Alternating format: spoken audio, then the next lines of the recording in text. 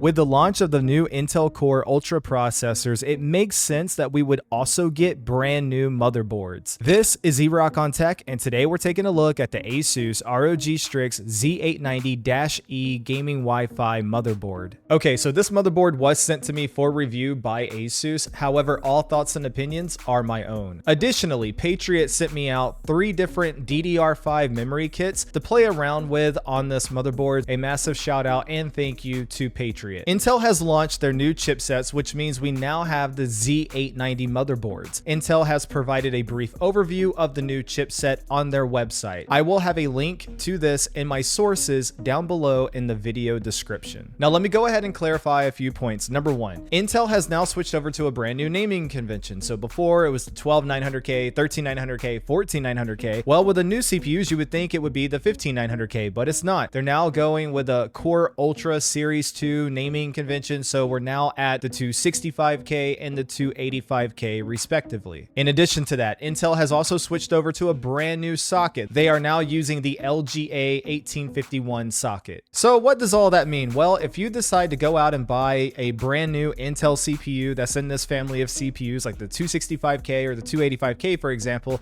you're gonna need a new motherboard. And that is where today's video comes in. Today's video is not a CPU video, rather it is a motherboard video. We are focused mostly on the Asus ROG Strix Z890-E gaming Wi-Fi. Now, if you saw my previous video on the ROG Strix X870E-E gaming Wi-Fi motherboard, which is an AMD motherboard, then you may be surprised to learn that this motherboard has pretty much all the same features and a little bit more. And now this is what you can expect from today's video. First, I'm going to do an unboxing and talk about everything you get in the box. Then I'll talk about the specifications of the motherboard. We're going to go over the UEFI Bios as well as other software features. And I'm going to share with you some of my personal experiences with all these different features along the way. And then finally, we're going to talk about the price of the motherboard and my overall final thoughts. And now, without any further ado, let's get into it. Okay, so what do you get in the box? Well, first of all, you're going to get the motherboard itself, which is an ATX size motherboard. You'll get 2 SATA 6 gigabit cables. You'll get 1 thermal pad for an M.2 size 22110. You'll get 1 Wi-Fi Q antenna, 1 pack of cable ties, 1 M.2 Q-Latch package, 2 M.2 Q slides, 1 ROG keychain, 1 ROG sticker pack, 7 M.2 rubbers, and 1 quick start guide. And now let's switch over and talk a little bit more about the physical attributes of the motherboard itself. So look, in terms of the VRMs, as you can see here on the screen, these things are very beefy, super thick, absolutely good quality VRMs all the way through. In terms of power stages, it is 18 plus 1 plus 2 plus 2. And finally, this motherboard does have an 8-layer PCB with 2 ounces of copper. Next up, the Z890-E has 2 PCIe slots. The top slot is a Gen 5 by 16 slot, and this is where you would put your GPU, and the bottom slot is a Gen 4 by 16 slot. The top slot also has Asus's brand new Q-Release Slim technology, and what's really cool about this is that there is no physical button in order to release your GPU. You simply put your hand on the GPU and pull back on the GPU like you're pulling away from the I/O, and it will simply slide right on out of the PCIe slot. Okay, real fast, just a quick thought on that.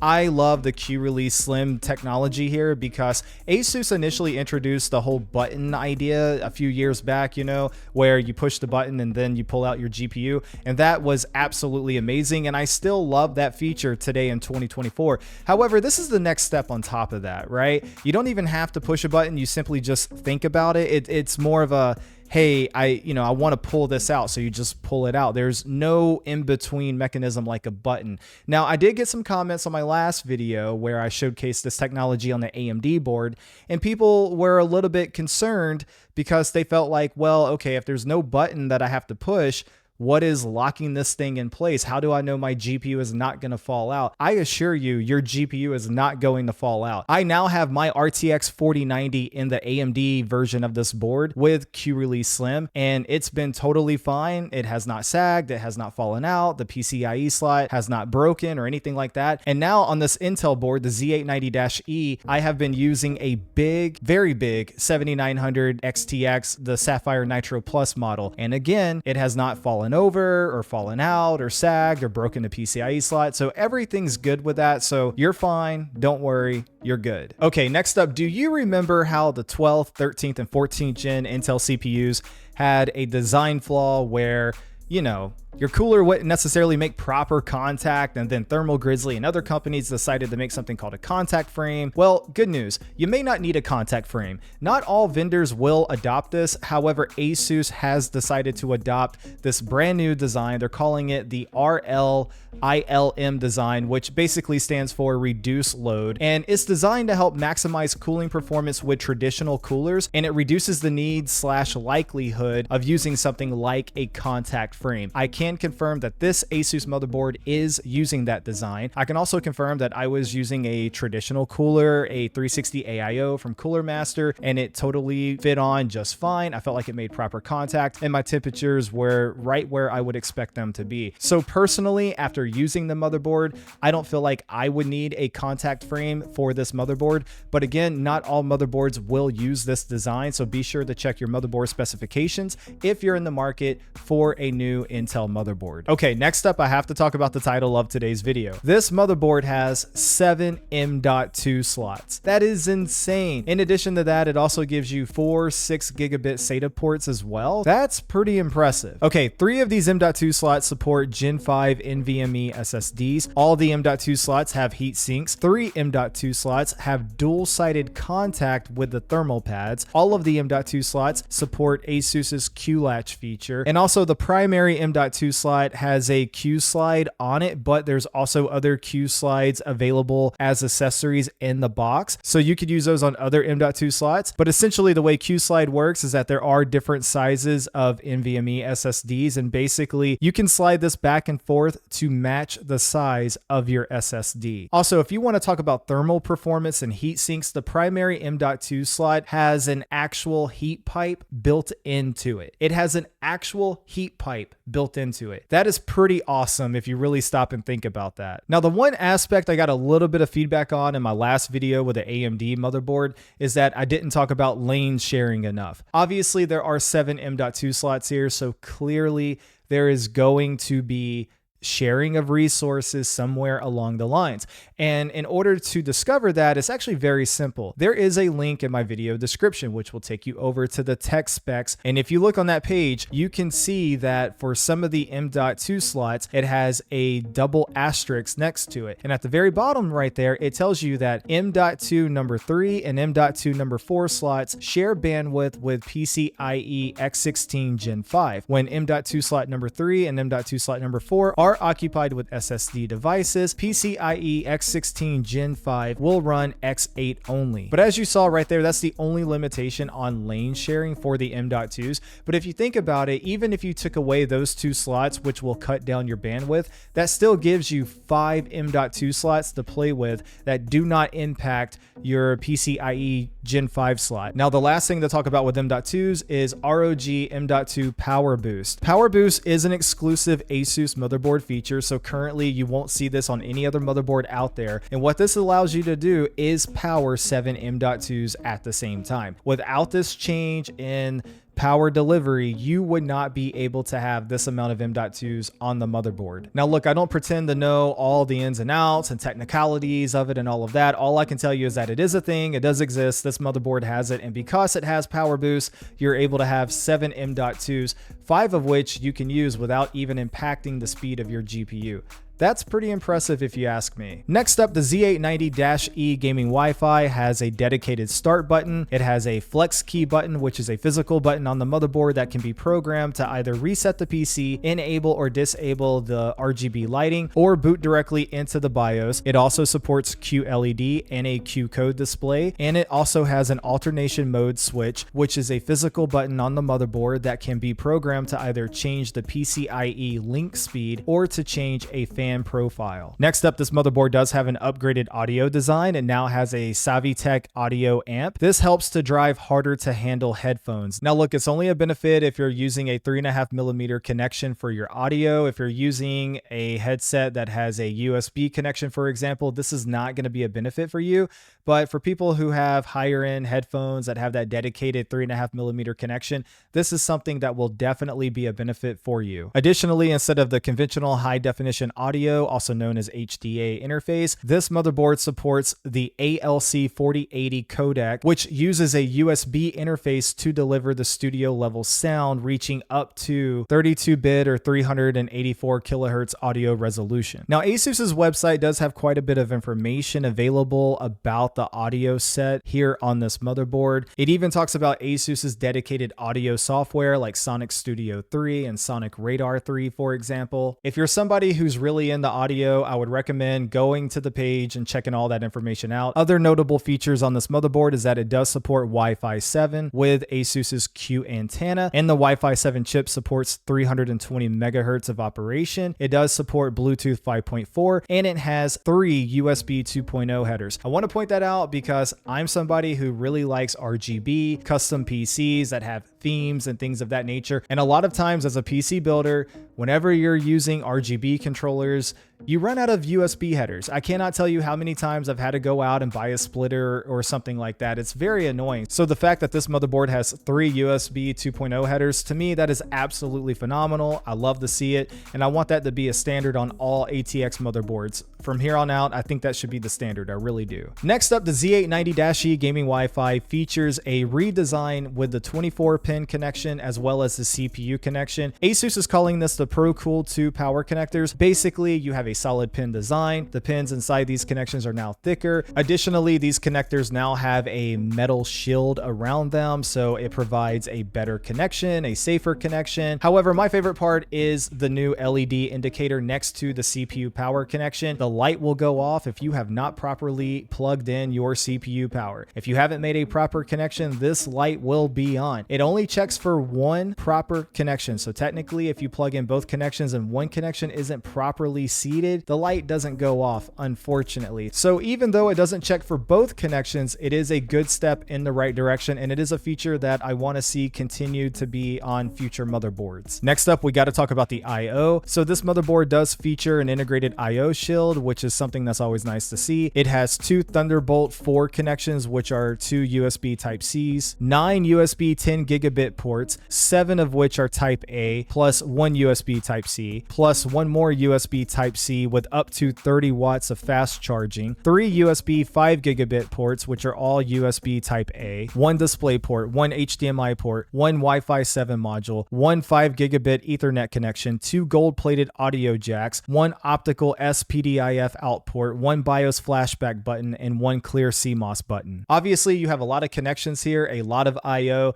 This is something that is always great to see, not only just for gamers, but also for content creators. More and more products in 2024 are requiring you to have USBs available to plug in those products. And so it is awesome whenever a motherboard like this provides all of these different connections, so you don't have to use additional splitters or additional USB hubs or things of that nature. In addition to that, BIOS flashback is always awesome simply because this allows you to essentially update your BIOS without even installing a CPU. That is super awesome. Now, real quick, while I'm talking about updating the BIOS, with this generation, Asus is now saying that you don't even have to use the renamer tool anymore. You don't even have to unzip the BIOS update. Simply go download the BIOS update and go through the UEFI Bios to actually install it from a USB flash drive. But now you can install it without having to unzip it. And the beauty about this, besides the fact that it's actually less work for you, is the fact that this zip file now contains more than just a UEFI Bios update. It also contains the Intel ME, which is the management engine firmware code, and updating your BIOS through this method will always ensure that both the BIOS as well as the ME are being updated at the same time to make sure everything is just the way that it should be. Okay, next up, we're going to talk about RAM,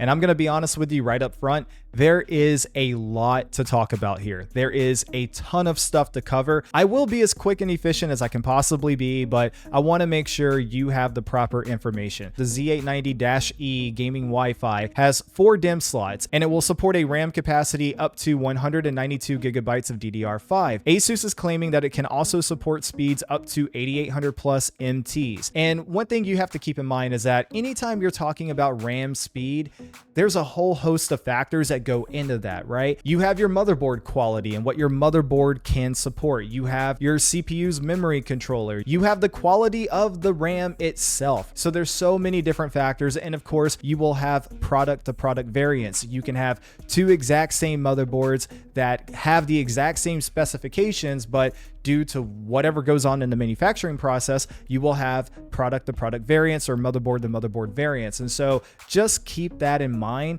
Anytime any manufacturer makes a claim like, hey, you can get up to 8800 M.2s, that's not guaranteed. That's why they use the terminology up to, so just keep that in mind. Now, what is very cool about this motherboard is that it does support 2 different types of DDR5 memory. It supports your standard traditional DDR5 memory, but it also supports the brand new CU-DIMM DDR5 memory. Now, as a quick side note to that, you may be asking what in the world is CU-DIMM memory? Okay, in short, CU-DIMM stands for clocked unbuffered DIMM. And what makes CU-DIMM so special is the fact that it now has a clock driver built into it, or also known as a CKD. And long story short, CU-DIMM memory is designed to offer improved stability and reliability at higher memory speeds. And essentially that's what it is. It's basically better DDR5, faster DDR5, more reliable, more stable DDR5. But that also means that there's not as many kits to choose from yet because it's a brand new technology still rolling out to the market. And that also means it's a little bit more expensive than your standard traditional DDR5. Now, I did not have a CU-DIMM memory kit sent out to me for testing, so I don't have any hands-on experience with it, but I can tell you that this motherboard does support it. Okay, getting back to the other RAM specifications. So the Z890-E also supports Intel Extreme Memory Profile, which is also known as XMP. Asus is introducing a brand new technology called DIMM Flex. DDR5 memory modules are sensitive to temperature, and if they get too hot, your system can and will likely crash. Basically, what DIMM Flex allows you to do is to set a custom temperature target or a temperature threshold for your memory modules, and you have multiple different levels of these thresholds. And then once your memory hits that certain temperature threshold, it will then start to downclock itself or change the timings, all in order to maintain your system's stability. This will be most beneficial for anybody running higher end DDR5 memory kits, typically really high frequencies using 1.4 volts or higher. Asus is also claiming one of the most appealing aspects of this feature is even when your temperature surpasses the second stage of your temperature threshold, the worst case scenario results in performance levels reverting back down to the original XMP1 stage. Overall, that's really cool and it's a handy feature. I don't know if I'm ever going to use this feature personally because I'm not really into super high-end world record breaking memory overclocking or anything like that. But if you're that type of person that really wants to push the limits of DDR5 memory and see how far you can push it, temperatures will become a factor, and when they become a factor, DIMM Flex seems to be a tool that can really help you not crash and maintain stability. Next up is AEMP3, which is the next generation of Asus Enhanced Memory Profile. Basically, it does the same thing it's always done, except now it also supports CU-DIMM memory. And in case you don't know what AEMP actually does, believe it or not, there are memory modules out there you can buy that have no overclocking profiles at all whatsoever. That means no XMP, no DOCP, and no AMD Expo. And whenever you buy one of these memory profiles, and if you pair it with an Asus motherboard, then Asus has a technology called AEMP, or Asus Enhanced Memory Profile. And ideally what this does is it recommends or suggests to you some overclocking profiles for that kit. So in my example here, Patriot sent out a kit of memory that does not have any overclocking profiles on it. And whenever I put it into the motherboard, I was presented with 2 different preset options. One for 4800 M.2s with tighter timings, and one with 5600 M.2s for looser timings. And so overall, that's pretty cool because you are getting better performance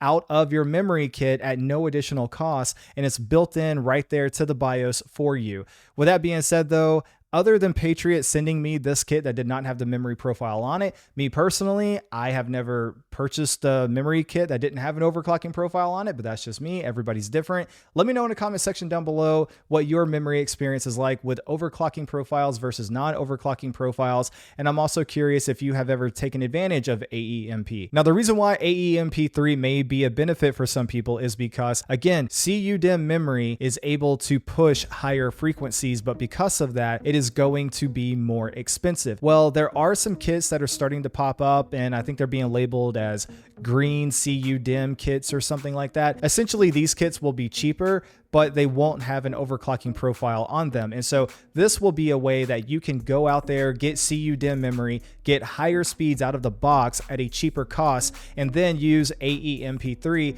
to either get better timings or higher frequencies. And now to push memory stability even further beyond, we need to talk about Asus's NITROPATH DRAM technology. NITROPATH DRAM technology is essentially a change in the overall DRAM slot design. It features shorter Goldfinger pins, which help to reduce any kind of noise interference with the DDR5 signal. Additionally, the durability and the slot retention force have both been improved by 57%. This helps to maintain the structural integrity of the DDR5 connection. And finally, Asus is claiming that with NITROPATH, you can see an improvement of memory speeds up to 400 M.2s. So my takeaway is this: if you're trying to go for higher memory speeds, then NITROPATH should ideally help you get there. And in addition to that, if you have two motherboards that are more or less the same with the same capabilities, the same CPU and the same DDR5 memory kit,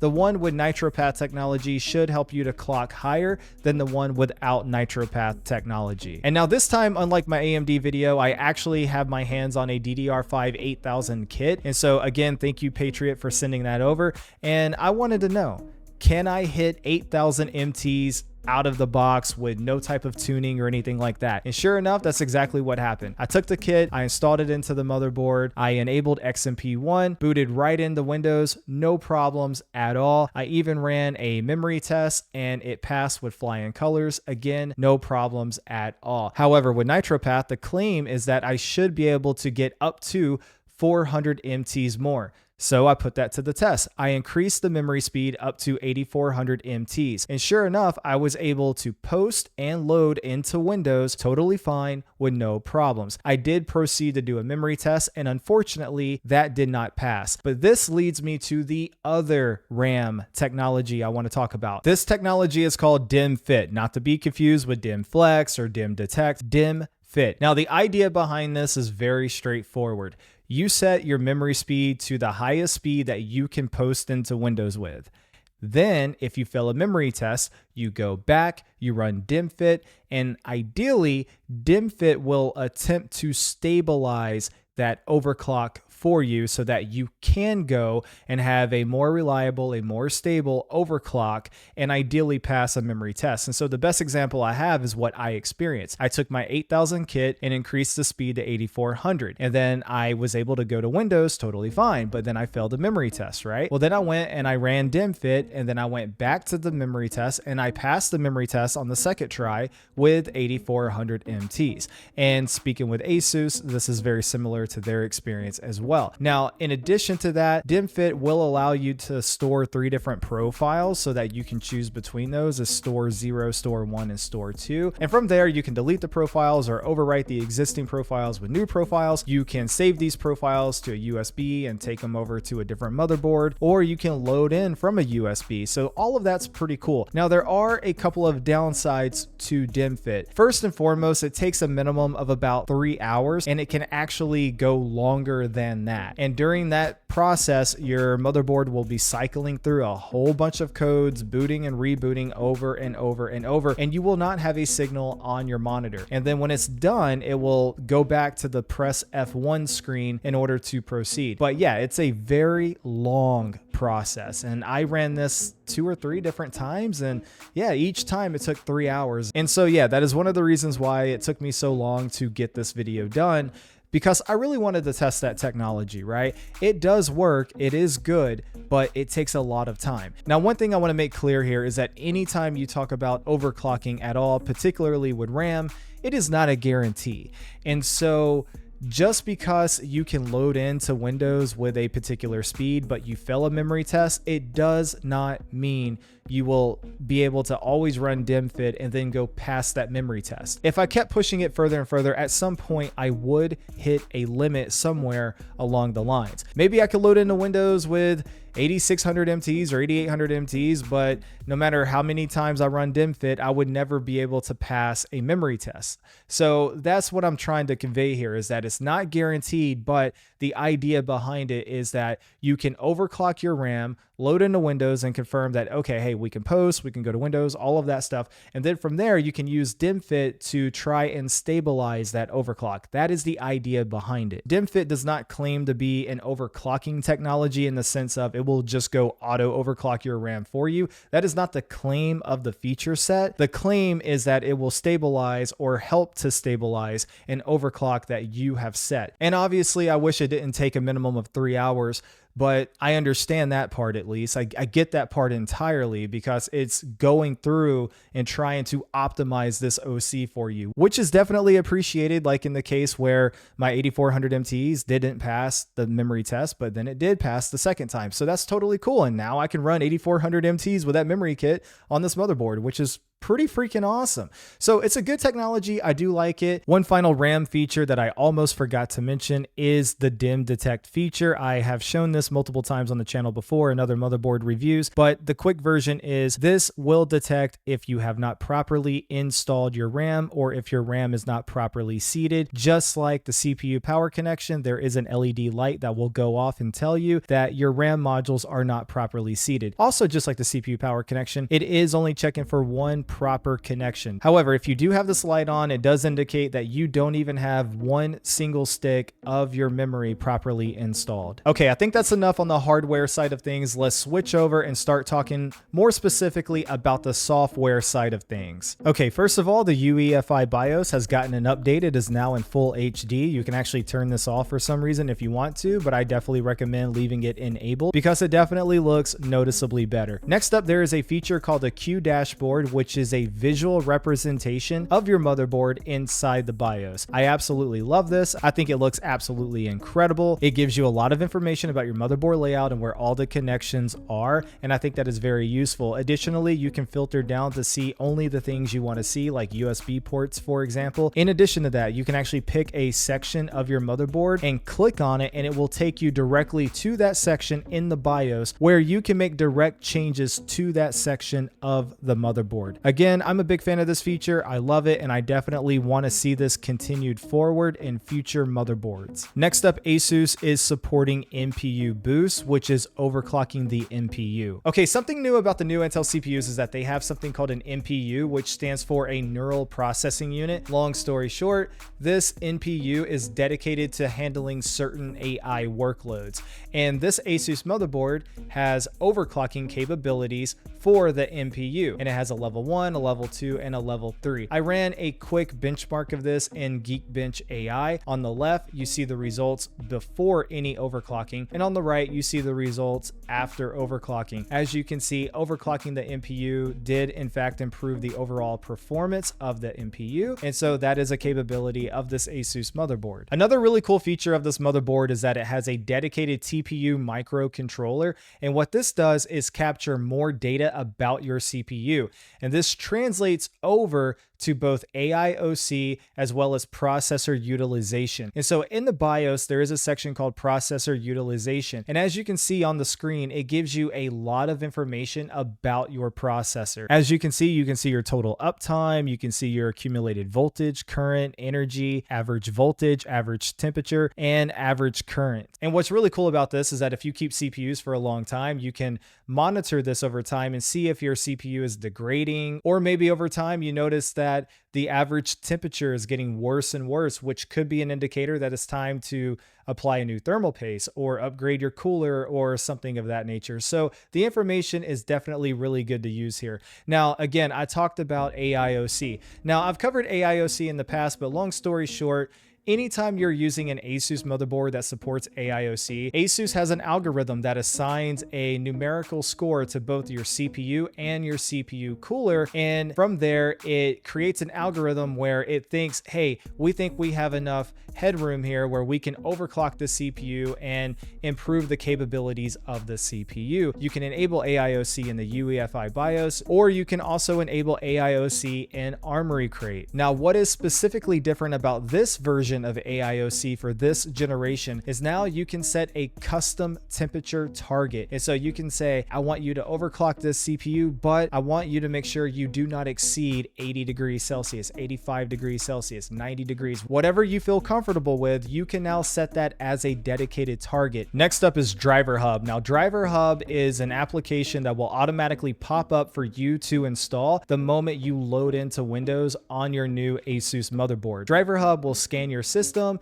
and this is how you can now get your Wi-Fi drivers, your LAN drivers, your Bluetooth drivers, things of that nature. And so, in my opinion, this is a much needed upgrade. And for years, I've always wondered why I have to get on a secondary computer and go out to somebody's website to download Wi-Fi drivers or LAN drivers or whatever else. I've always found that to be a massive pain, but now you don't have to do that anymore. Now you can just natively download the drivers you need right there on the motherboard on the new Windows installation. And the UI is clean, fast, efficient. It's something that I really recommend, and I'm happy to see Asus do it. And I want to see them continue to invest in Driverhub. Now, speaking of Driverhub, not only can you download your drivers, but you can also download different tool sets. For example, there's Intel's XTU, which is Extreme Tuning Utility. So that is Intel's tool for overclocking your Intel CPU. Or you can download something like Turbo V Core, which I haven't played with too much, but looking at it, it seems like it is another way of overclocking and tuning maybe a little bit more at a granular level of your CPU, of your Intel CPU. So again, that's another option there at your disposal. So you can use XTU, you can use AIOC, you can use Turbo V Core. I mean, there's just so many tools and so many different ways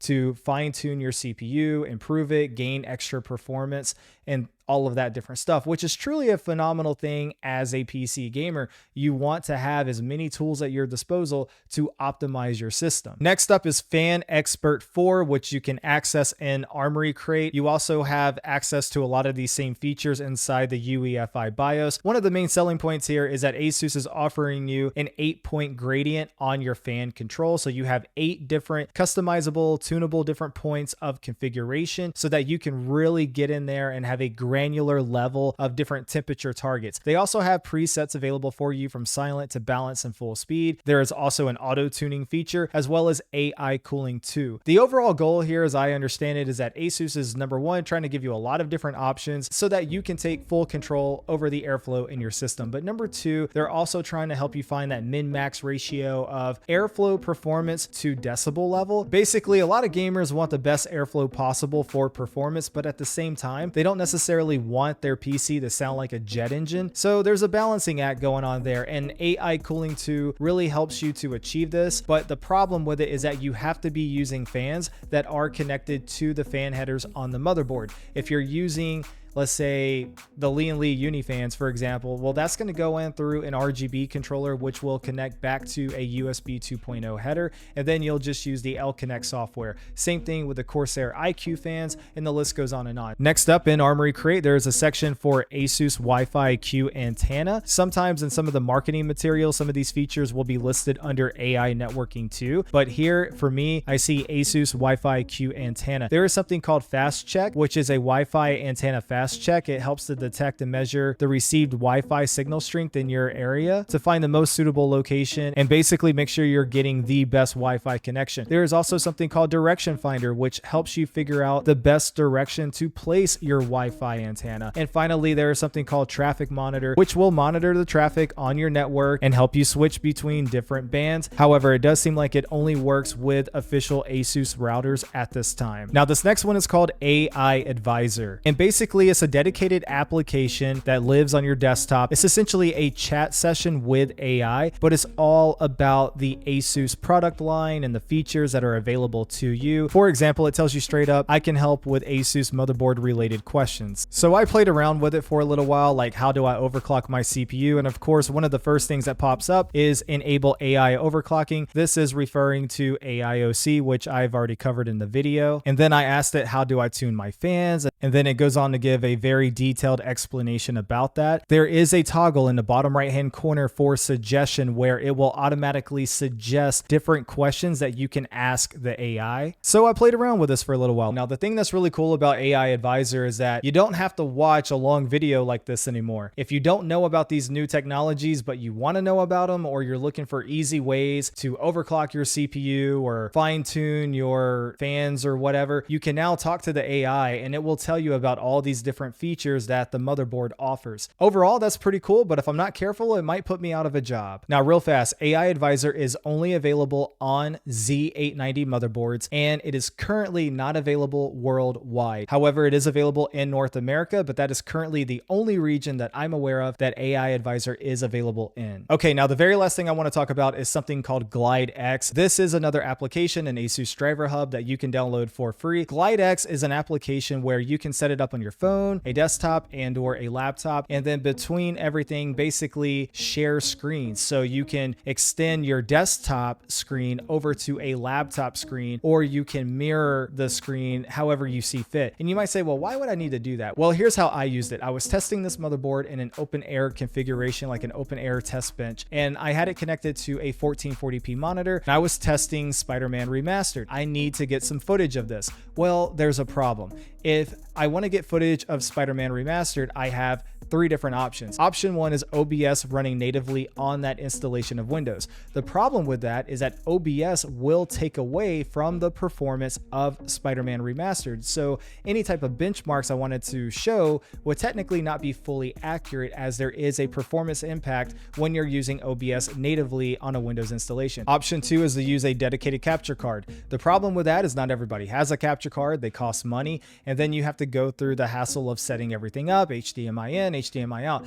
Or option three is GlideX, which is exactly what I did. Basically use GlideX to mirror my motherboard setup and that installation of Windows over to my Asus laptop. And from there, on that laptop, I was able to open OBS and record the gameplay coming directly from this completely separate computer. And I thought that was pretty cool because it was a way to capture benchmark data or gameplay without actually impacting the gaming performance and without having to go out and hook up or even purchase a new capture card. So GlideX is actually pretty cool. Outside of that one use case, personally, I can't really think of a reason why I would use it, but let me know in the comment section below about what you think. Hey, don't freak out. It's still me. It has been a couple of days and I put on a hat because it's starting to get colder outside. And well, as you know, I got a bald head, so it gets pretty cold up there.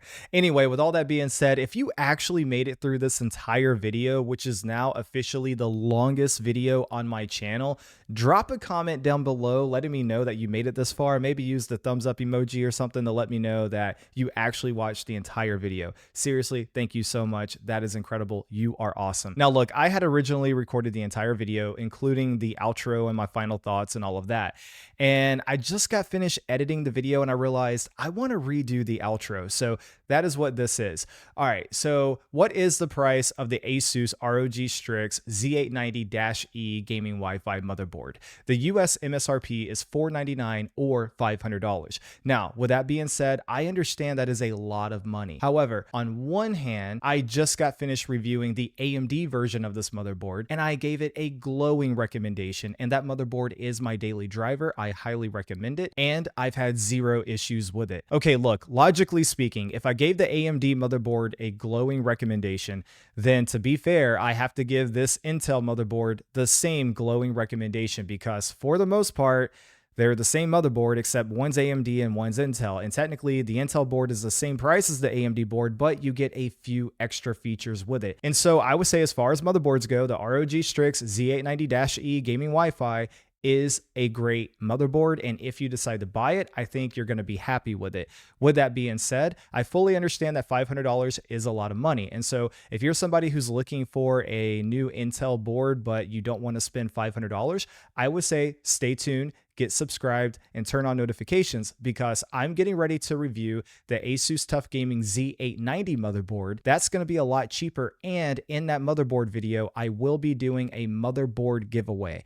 I have partnered up with Asus to do a Z890 motherboard giveaway. You don't want to miss it. Stay tuned. Now, with all that being said, one final thing I'll say about the Z890-E is that it is an enthusiast level motherboard. You're getting a lot for the money, and this is not meant for budget friendly or entry level PC builds. This is meant for somebody who really wants a lot of overclocking features, a lot of high speed RAM compatibility, and for somebody who wants a lot of connectivity and M.2s and things of that nature. And so you are getting a lot for the money. But again, I'm getting ready to review the TUF Gaming motherboard, which is going to be cheaper, and there will be a chance for you to win a motherboard in that video, so stay tuned. So there are options out there. And now finally, from my perspective, I don't really think the question here is this motherboard worth it? I think the question really is, are you going to buy into the Core Ultra processor platform? Are you getting an Intel 285K? Are you getting an Intel 265K, for example? Because look, on one hand, I totally get it. You know, there may be some reasons why you want to go that route. Maybe you're interested in Intel's new NPU. Maybe you're interested in CU-DIMM memory.